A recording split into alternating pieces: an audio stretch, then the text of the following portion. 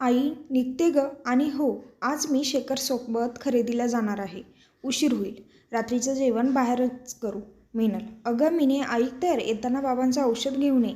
तसं आहे 2 दिवसाचं. वेळेवर धावपळ नको, आठवणीने घेऊन ये. आई, हो ग, येते आता, म्हणत मिनल घाईघाईत निघाली. आज ती खूप आनंदात होती. ऑफिसला हाफ डे टाकला होता. ठरल्याप्रमाणे लंच ब्रेकमध्ये शेखर घ्यायला येणार आणि साखरपुड्याची खरेदी करायची या विचारात मग्न ती ऑफिसमध्ये पोहोचली. कामात वेळ कसा गेला कळलंच नाही. मिनलने फाईल्स कपाटात टाकत शेखरला मिस कॉल दिला. आज बाहेर जायचं म्हणून डबा घेतला नव्हता. तेवढ्यात रमा आणि मंजिरीने तिला आवाज दिला. शेखर येईपर्यंत आमच्यासोबत बस जरा. रमा, 2 घास खा ग, येईलच तो एवढ्यात. मंजिरीने डबा पुढे केला. गाडीवर असेल. गर्दी पण केवढी असते आजकाल. मिनलच्या मनात विचार डोकवायला लागलेत. तिने घड्याळाकडे बघत परत मिस कॉल दिला. खरं तर शेखर दिलेली वेळ कधी चुकवत नाही. आज काय झालं? विसरला तर नाही? काल रात्री याबद्दल फोनवर बोललो. 1-1:30 पावणे 2 वाजत आले. शेखरचा ना निरोप ना फोन. येईल ग, अडकला असेल कुठल्या कामात. रमा, 15 दिवसांनी साखरपुडा आहे. माझी आटोपली, अजून त्याचीच खरेदी बाकी आहे. वंदनाताईला फोन लावू का? तिच्या मनात आलं. नको, उगीच काळजी करतील. शेखरची वाट बघून कंटाळली होती. मनात नको ते विचार येत होते. 3 वाजले. आता मात्र मिनलची सहनशक्ती संपली. मल्हार, शेखरचा मित्र, त्याला फोन लावला. त्यालाही काहीच माहीत नव्हतं. त्याचाही फोन शेखर उचलत नव्हता. आज कुठलेच शूटिंग नसल्याने तो युनिटवरही नव्हता. मग हा गेला कुठे या विचारात तिने परत मल्हारला फोन लावला. मल्हार, मला रिंग रोडवर भेटतोस? तिथूनच आपण शेखरच्या घरी जाऊ. मिनल दोघं शेखरच्या घरी शास्त्रीनगरला पोहोचले. मिनलने शेजारच्या प्रमिला काकूंकडून किल्ली आणली आणि कुलूप उघडले. घरात सगळीकडे पसारा होता. गेल्या आठवड्यात मिनल घर आवरून गेली होती. परत एवढा पसारा बघून तिला आश्चर्यच वाटलं. मिनल, शेखर इतक्यात बदलल्यासारखा वाटला का? मल्हार, मला वाटलं सतत शूटिंगमुळे त्याची झोप झाली नसावी. थकला असेल म्हणून मी दुर्लक्ष केलं रे. हा बेजबाबदार कधी वागत नाही. मिनल, तू मीनाक्षीबद्दल काही बोलला का तुला? मल्हार, हो, फोनवर काहीतरी सांगत होता. शिरोळ्याला शूटिंग होती, तिथे भेटली. मिनल, कोण ही मीनाक्षी? नवीन जॉईन झाली का? मिनल, नाही, प्रोडक्शन हाऊसमध्ये या नावाची कुणीही नाही. मल्हार, इतक्यात तुला त्याचं वागणं खटकलं नाही का? मल्हार, अरे, तुला त्याचा स्वभाव माहीत आहे. काम करताना झपाटलेला असतो तो. कशाचं भान राहत नाही मग त्याला. मिनल पसारा आवरत म्हणाली. ही मीनाक्षी कोण? याला कुठे कशी भेटली? प्रश्न विचारायला शेखर भेटायला हवा ना. मिनल आवरताना त्याच्या टेबलवर कम्प्युटरजवळ कॅमेरा, एक सीडी आणि काही फोटो सापडले. फोटो शिरोळ्याच्या शूटिंगचे होते. त्यात विशेष काही मिळालं नाही. सीडी आणि कॅमेरा घेऊन दोघेही बाहेर पडले. मित्र, नातेवाईक, नेहमीचे हॉटेल, टपरी, ऑफिस सगळीकडे बघून झालं. शेखरचा काहीच पत्ता नव्हता. शोधण्यात रात्र झाली. मल्हार, वंदनाताईंना फोन करू का? कदाचित त्यांना माहीत असेल तो कुठे आहे. मिनल, आणि त्यांना माहीत नसेल तर? त्या उगाच काळजी करत बसतील. मल्हार, अरे, मोठी बहीण आहे ती शेखरची, कळवायला तर हवं. मिनल, आज संध्याकाळच्या फ्लाईटने माधव जिजाजी परतणार होते. मिनल, मगाशी केला होता, परत करून बघते. हॅलो माधव भाऊजी, शेखर कुठे गेला माहिती नाही. बोलता बोलता मिनलचा बाण सुटला आणि सकाळपासून घडलेलं सारं सांगितलं. येईल ग, काळजी करू नको. आता खूप उशीर झालाय. उद्या सकाळी 9, 9:15 पर्यंत मी प्रोडक्शन हाऊसला पोहोचतो. तू आणि मल्हार दोघंही या. माधव, चल मी पण निघतो. सकाळी 8:45 वाजता मी तुला घ्यायला येतो, मल्हारने तिला घरी सोडताना म्हटलं. ठीक आहे. मिनल, झाली का खरेदी? चप्पल काढत नाही तो आईने उत्सुकतेने विचारलं. नाही ग, शेखरला वेळ नव्हता. खरं कारण टाळत मिनल म्हणाली. वंदनाताईशी बोलली का? आई नाही, नंतर बोलते. बाळाला बरं नाही म्हणून बोलले नाही. मिनल, आधीच बाबांच्या आजारपणामुळे आई काळजीत असते. त्यात शेखरचं टेन्शन नको. हा विचार करत मिनलने आईला सांगायचं टाळलं. शेखरचा विचार डोक्यातनं जात नव्हता. सगळं कसं सुरळीत चाललं होतं, मग मध्येच हे काय झालं? शेखर राजे तिला तिच्या मावस बहिणीच्या मानसीच्या लग्नात भेटला.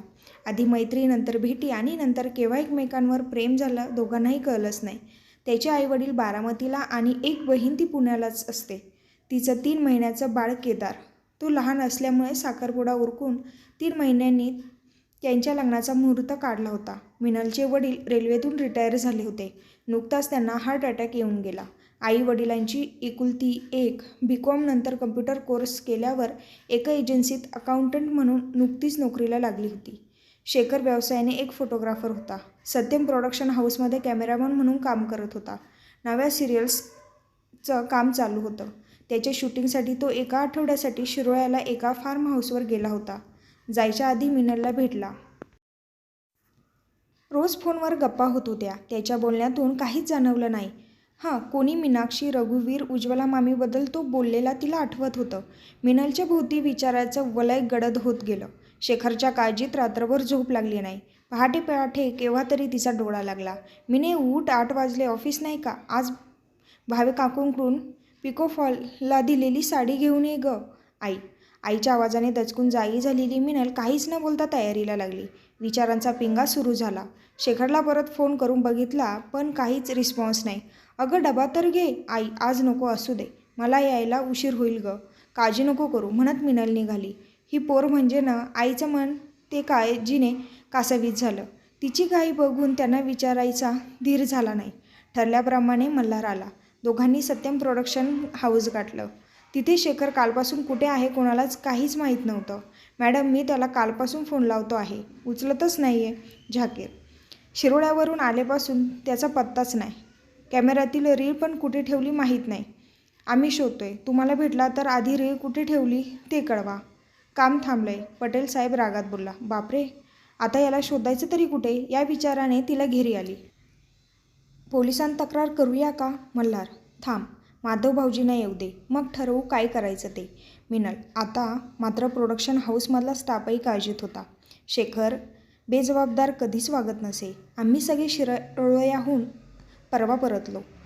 व्हॅनमधून सामान काढलं, मग तो बाईक घेऊन गेला. मी त्याला शेवटचं तेव्हाच बघितलं. राजेश कुबेर, त्याचा असिस्टंट, आठवत म्हणाला. त्यानंतर मात्र भेटला नाही. सगळ्या स्टाफचं हेच उत्तर होतं. बाईक घेऊन तो गेला कुठे? परवा रात्री म्हणजे बुधवारी. प्रमिला काकूंकडे तर तो घरी आलाच नाही असे म्हटलं. मग बुधवारी रात्री तो गेला कुठे? तेवढ्यात माधव पोहोचलाच. सगळीकडे विचारपूस केली. माधव, हो, सर्वांना विचारलंय, कोणालाच माहीत नाही तो सध्या कुठे आहे ते.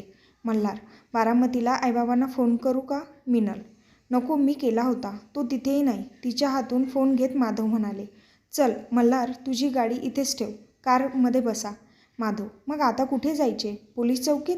मिनलने रडतच विचारलं. अर्थातच. माधव पोलिसांनी तक्रार नोंदवून घेतली. एकदा घरी जाऊन बघू. मल्हार, चल बघू. माधव. तिघंही शास्त्रीनगरच्या घरी आलेत. त्या तिघांचे प्रश्नार्थक चेहरे बघून प्रमिला काकूंना लक्षात आलं होतं. तरी किल्ली देत त्यांनी विचारलंच. शेखरचा पत्ता लागला का? नाही अजून. मल्हार त्यांना टाळत म्हणाला. अरे, हे घे रे, काल त्याच्या नावाने एक पार्सल आलं. प्रमिला काकूंनी एक पाकीट मिनलच्या हातात ठेवलं. अगं बघ तरी कुणाचं कुठून आहे ते. माधव. मिनलने निमूटपणे पाकीट माधव जिजाजींच्या हातात ठेवले. घरी आल्यावर शेखरच्या आठवणीने तिला आणखीनच दाटून आले होते. त्याच्यासोबत घालवलेले सगळे क्षण तिला आठवत होते. त्याचा खट्ट्याळपणा, त्याचं चिडवणं, सारखं सारखं सरप्राईज देणं, त्याचं स्वप्न रंगवून सांगणं, घरभर त्याच्याच आठवणी भिरभिरत होत्या. टेबलवर फोटो फ्रेममध्ये दोघांचा फोटो पाहून डोळ्यातून अश्रूंचा पूर वाहू लागला. स्वतःला सावर मिनल. मल्हार फोटो फ्रेम उचलत म्हणाला. ही फ्रेम मी त्याला 2 वर्षापूर्वी गिफ्ट केली होती. अजून सांभाळून ठेवली आहे त्याने. काय सांगतोस? अरे, ही फ्रेम त्याला रघुवीरने दिली. मिनल चरकलीच. रघुवीर? कोण रघुवीर? मल्हार, रघुवीर त्याचा मित्र, तो त्याला कामशेतला भेटला होता. मिनल चरकलीच. रघुवीर? कोण रघुवीर? मल्हार, रघुवीर त्याचा मित्र, तो त्याला कामशेतला भेटला होता. मिनल, माझ्या माहितीप्रमाणे त्याचा रघुवीर नावाचा कोणीच मित्र नाही. मल्हार, कसं शक्य आहे? मिनल ओरडतच म्हणाली. आता तू म्हणशील तू उज्ज्वला मामींना पण ओळखत नाही. अगं खरंच नाही मिनल, मी गंमत करत नाही. ही कोण? मल्हार, ज्यांची मेस होती. तुम्ही त्यांच्याकडे जेवायला जात होते ना. Minal, just a minute Minal, ही दोन्ही नावं मी शेखरच्या तोंडून कधीच ऐकली नाही. आता मात्र मल्हार जाम भडकला. मी त्याला 10 वर्षांपासून ओळखतोय. उज्ज्वला मामी कोण? आम्ही गोविंद मेसमध्ये जेवायला जायचो. मल्हार, अरे, ती खोटं नाही बोलणार. इतक्यात याच लोकांबद्दल भरभरून बोलत होता. मिनल. माधव त्यांचा संवाद ऐकूनच गोंधळला. तेवढ्यात त्यांनी पार्सल उघडलं. त्यात शेखरच्या नावाचा 2,500चा चेक होता. सोबत एक चिठ्ठी होती. नमस्कार शेखर साहेब, तुमचं पत्र मिळाले. मनी ऑर्डरही मिळाला. आता मला याचा काही उपयोग नाही. जिच्यासाठी तुम्ही हे पैसे पाठवले ती या जगात नाही. मीनाक्षीला जाऊन वर्ष झालं. तुम्ही कोण आहात? तिला कसे ओळखता? मला माहिती नाही. हा चेक पाठवत आहे. धनंजय पेठे, संभाजी चौक, नगर. पत्र वाचून सगळेच अवाक झाले. हे काय घडतंय? काहीच उलगडत नव्हतं. हे पत्र, मीनाक्षी, रघुवीर, उज्ज्वला मामी हे कोण आणि या तिघांशी शेखरचा काय संबंध? या प्रश्नांची उत्तरं शोधायलाच हवीत. मल्हार: गोविंद मेस कुठे आहे?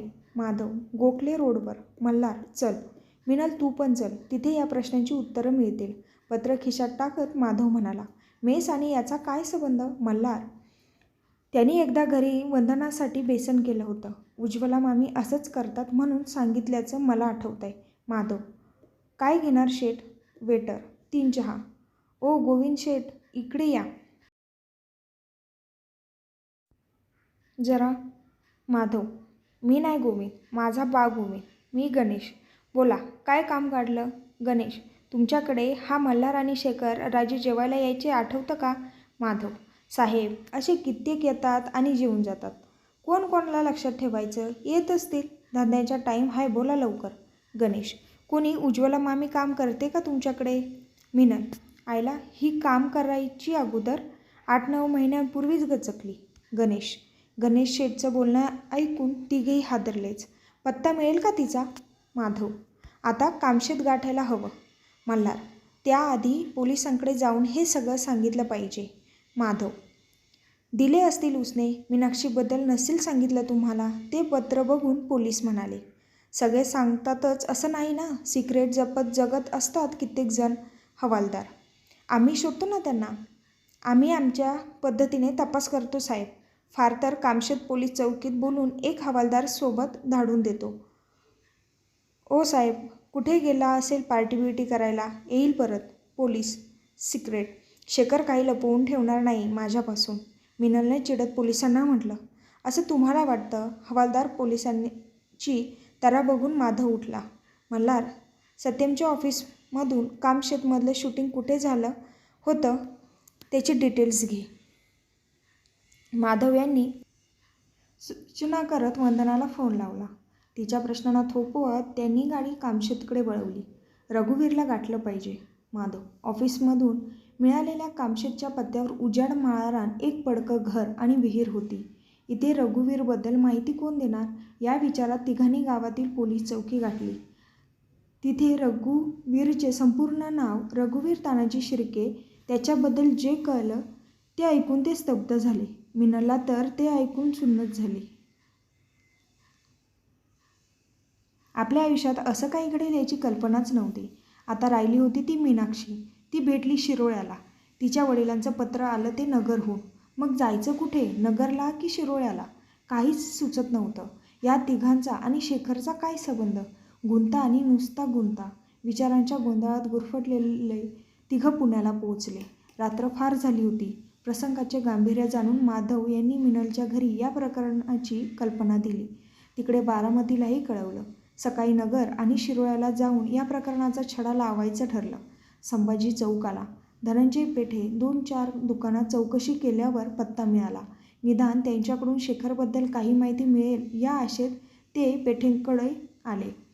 ते तर शेखरला ओळखतही नव्हते. माधवनी त्यांचं पत्र पुढे केलं. त्यांनी जे सांगितले ते ऐकून तिघे अचंबित झाले. या तिघांचा आणि शेखरचा नक्की काय संबंध? हे कोडं उलगडायला एक धागा सापडला होता. तो धागा घेऊन ते शिरोळ्याला निघाले. मिनल, मल्हार आणि माधव यांची अवस्था फारच विचित्र होती. शेखर सुखरूप असू दे या विनवण्या मिनल देवाला करत होती. माधव आणि मल्हार घडलेल्या घटनांना जोडून काय सापडतंय याचा अंदाज घेत होते. तेवढ्यात मल्हारच्या मोबाईलवर मेसेज आला. सत्यमच्या ऑफिसमधून शिरोळ्याला झालेल्या शूटिंगचे लोकेशन युनिट जिथे थांबलं त्या जागेचा पत्ता त्यात होता. शिरोळ्याला पोहोचेपर्यंत दुपारचे 4:30 वाजले. विचारत त्या पत्त्यावर ते पोहोचले. शेखर कुठे आहे? या तिघांचा आणि शेखरचा काय संबंध? याचं उत्तर इथेच मिळण्याची त्यांना आशा होती. ते फार्म हाऊसवर पोहोचले तेव्हा तिथे शेखर येऊन गेल्याचं कळलं. शेखर साहेबांचा मुक्काम इथंच आहे. कुठं जवळपास कामाला गेलेत, रात्री परत येतील. वॉचमॅनच्या सांगण्याने सगळ्यांनाच हायसं झालं. तो येईपर्यंत धीर ठेवायलाच हवा. मल्हार साहेब शूटिंगला आले होते. सगळ्यांसोबत परत गेले बी. पण अचानक रात्रीला आले, एकटेच. अजून काय काम शिल्लक आहे ते करूनच घेतो म्हटले. मी आमच्या मालकांना विचारलं. ते आमचं पाटील साहेब. ते हो म्हणले. राहिलं असेल एखादं काम झालं नसेल म्हणून परत आले असणार. म्हणून इथे एंट्री मिळाली. आम्ही असं कधी बी करत नाही. एक रूम दिली आहे. तुम्ही त्यांचं पाहुणं काय? बसून घ्या वरांड्यात. नाम्या वॉचमॅन. ओ भाऊ, तुमच्या पाटील साहेबांचा फोन नंबर देता का? माधव. हॅलो, नमस्कार पाटील साहेब. माधवनी त्यांना थोडक्यात जे झाले ते प्रकरण समजावून सांगितले. ते येत आहेत. त्यांना या प्रकरणाची थोडी कल्पना दिली आहे. बघू काही कळतंय काय? माधव साहेब, मी हा फार्म हाऊस भाड्याने देतो. सत्यमवाले कोणी ओळखी पाळखीतून आले विचारत आणि आम्ही भाड्याने दिला त्यांना बस. एवढा काय आमचा आणि त्यांचा संबंध. यांचं शूटिंग मी तर ते पण नाही बघितलं राव पाटील. 2-3 दिवसांपूर्वी वॉचमॅनचा फोन आला. कोणी एक साहेब आले. शूटिंगचं थोडं काम बाकी आहे म्हणून. तसं एकदा शूटिंग संपली की व्यवहार संपला. सत्यमवाले चांगले होते म्हणून मी या साहेबांना परवानगी दिली. पाटील, तुम्ही एवढ्या दुरून आला आहात. मी तुमची इथे राहण्याची किंवा जेवणाची व्यवस्था करू शकतो. तिघांना काळजीत बघून आणि मिनलची अवस्था बघून पाटील म्हणाले, नामभाऊ यांची व्यवस्था करा. तुमचे शेखर साहेब येईपर्यंत थांबा तुम्ही, सांगत पाटील गेले.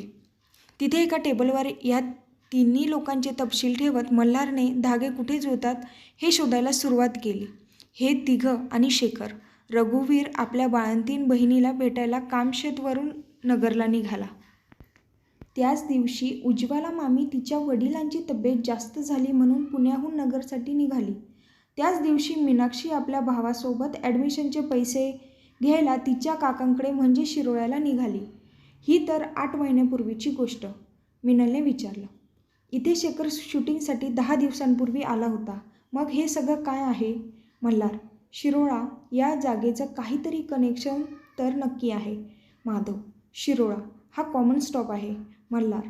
याचाच अर्थ रघुवीर आणि उज्ज्वला मामीची बस नगरला जाताना शिरोळ्याला थांबली असेल. तेव्हाच मीनाक्षी भावासोबत शिरोळ्याला बसने उतरले. माधव. म्हणजेच हे चौघं शिरोळ्याला बस स्थानकावर भेटले. मल्हार. हो, असं जरी असलं तरी हे चौघं एकमेकांना ओळखत नाही. मिनल. 1 मिनिट. शिरोळ्याला बस स्टँडवर चला. तिथे नक्की माहिती मिळेल. माधव. एवढ्या रात्री काय सापडेल तिथे? मल्हार. शेखरच्या काळजीने त्रस्त हे तिघं शिरोळा बस स्टँडवर पोहोचले. तिथल्या चहाच्या टपरीवरच्या पोरानं जे सांगितले ते ऐकून तिघांच्या पायाखालची जमीनच सरकली. 8-9 महिने झाले असतील साहेब. इथे या वळणावर एक खूप मोठा अपघात झाला होता. गणप्या. एवढासा तर स्टँड आहे हा साहेब. तुमच्याजवळ जे फोटो आहेत ना त्यातली ती ही मावशी इथंच चहा प्यायला थांबली होती. ते ताईदादा कोणाची तरी वाट बघत इथंच बसले होते. गणप्या. हां, ताईदादा म्हणजे मीनाक्षी आणि तिचा भाऊ मंदार. मल्हार. तोच तो साहेब. तो पलीकडे रस्त्यावर तो ठेला आहे ना तिथे केळी घ्यायला गेला. तेवढ्या त्या तिकडून हॉटेल आहे ना तिकडून एक सुमो आली बघा खूप जोरात. धडक देत तिने फुलवाल्याचं दुकान उडवलं. नंतर त्या मोचीवाल्याचं दुकान उडवलं. आमची टपरीचं पण नुकसान झालं साहेब. त्या पोराला पण उडवलं. तशी फोटोतील ताई मीनाक्षी, तो रघुवीर दादा आणि त्या मावशी मदतीला धावल्या. त्यांनाही उडवत गाडी वेगानं गेली साहेब. अख्खा गाव लोटला साहेब. गर्दी झाली. ही तिघे तर जागीच खल्लास झाली. त्यांना जवळच्या सरकारी दवाखान्यात नेलं होतं. तो गाडीवाला गेला पळून. हातीच नाही दावला बघा. दावला असताना तर त्याला जित्ता नसता ठेवला या गाववाल्यानं. एवढंच माहिती आहे साहेब. गणप्या. हे ऐकून माधव थरथर कापू लागले. ए गणप्या, काम नाही का? कोणासंग बोलत बसला? शाळेचा अभ्यास पण करायचा आहे तुला. आटप पटापटा. टपरी मागून करडा आवाज आला. आलो मालक. गणप्या. ओ साहेब, जाणारे समधे गेले. आता हे ऐकून तुम्ही काय करणार? 10-15 दिवसांपूर्वी एक साहेब आला होता चहा प्यायला. तुमच्यावानीच प्रश्न विचारित होता. जरा झकलटच होता. टपरीवाला. शेखर. मल्हार म्हटला. मला नाव माहीत आहे. हां, पण पत्ता विचारत होता या गणप्याला. कुणाचा? माधव. कुणाचा रे गणप्या? टपरीवाला. दवाखान्याचा. गणप्या. हे ऐकून तिघेही तडक जवळच्या सरकारी दवाखान्यात गेले. हो, थांबा, रजिस्टर बघून सांगते. सिस्टर. त्यांच्या नातेवाईकांनी नेली की प्रेत? बाकी माहिती इथल्या पोलीस चौकीत मिळेल. सिस्टर. घाईघाईत तिघांनी शिरोळ्याची पोलीस चौकी गाठली. लवकर करा हो साहेब. मल्हार. शोधतोच आहे साहेब. वाईचा धीर धरा. हवालदार. मिनल आणि मल्हारने आतापर्यंत साठवलेला धीर आता सुटत होता. हे काय? त्यांचं सामान होतं ते कालच एका साहेबांनी नेलं. नाव? शेखर राजे. ही बघा सई. हवालदार. कोणाचं होतं ते सामान? माधव. त्या प्रेतासोबत मिळालं होतं साहेब. हवालदार: आम्ही घरच्यांना कळवलं होतं, पण ते न्यायला त्यांच्या घरून कोणी आलं नाही बघा. हवालदार: रघुवीर, उज्ज्वला मामी, मीनाक्षी यांचं सामान. मिनल: मल्हार, उज्ज्वला मामींच्या वडिलांचा पत्ता काढ. माधव तिघांनी शिरोयाची धनगरवाडी गाठली. उज्ज्वला नाव घेताच म्हातारा चरकला: माझं मरण ती घेऊन गेली, आता तुम्ही काय द्यायला आलत? म्हातारा: कालच एक साहेब धोतरजोडी देऊन गेला, ही बघा, माझ्या पोरीची शेवटची भेट आहे ती. म्हातारा एक क्षण माधवच्या डोळ्यासमोर छातीशी एक पिशवी कवटाळलेली रक्ताने माखलेली उज्ज्वला तरळून गेली आणि त्यांचं काळीज भरून आलं. तसंच त्या तिघांनी रघुवीरच्या बहिणीचं घर गाठलं. कोण आहे? एक क्षीण आवाज आतून आला: आम्ही पुण्याहून आलो. मल्हार: अजून काही सांगायच्या आत ती बाई लहानशा बाळाला घेऊन बाहेर आली. नका छळू हो, आता अजून काही द्यायचं राहून गेलं का? कोणी आलं होतं का? मिनल बाळाच्या हातातले वाळे दाखवत म्हणाली: माझ्या भावाने रघुवीरने घेतले होते माझ्या बाळासाठी. काल एक साहेब देऊन गेला. अवसान गिळत माधव गाडीत बसला. त्याच्या डोळ्यासमोर उताना पडलेला रघुवीर दिसत होता. त्या तिघांनी तडक मीनाक्षीच्या काकाचं घर गाठलं. हुशार होती हो आमची पोर, मीच तिला बोलावलं. पैसे घ्यायच्या निमित्ताने भेट झाली असती. असं होणार हे ठाऊक असतं तर मी कधीच बोलवलं नसतं तिला. काकांच्या डोळ्यात पाणी तरळलं. त्यांनी एक चुरगळलेलं पाकीट पुढे केलं. कालच एक साहेब हे देऊन गेले. त्या पाकिटात कॉलेजचा फॉर्म होता. दादा दादा ओरडत रडत येणारी एक मुलगी माधवच्या डोळ्यासमोरून तरळून गेली. भाऊजी, शेखर कुठे असेल? मिनलने डोळे पुसत विचारलं. मला माहीत आहे, चला. माधवने गाडी स्टार्ट करत म्हटलं. माधवचे हावभाव पाहून मल्हार चरकलाच. यांना कसं माहीत शेखर कुठे आहेत तो? गाडी शिरोळ्याच्या बाहेर पडली. घाट संपला. मंदिराजवळ माधवने गाडी थांबवली. मंदिराच्या पायरीवर शेखर तिथेच बसला होता. शेखर, शेखर! मिनल धावतच त्याच्या जवळ गेली. तो धुळीने माखलेला. त्याचे मळके कपडे, डोळ्यातली वेगळी चमक बघून मिनल आणि मल्हार दचकलेच. त्यांना उडवून सुसाट निघाला आणि इथेच या मंदिराजवळ तुम्ही थांबले होते ना भाऊजी? शेखर म्हटला. म्हणजे ती गाडी, ते चौघं, तो अपघात? भाऊजी? माधव हे ऐकायला होता कुठे?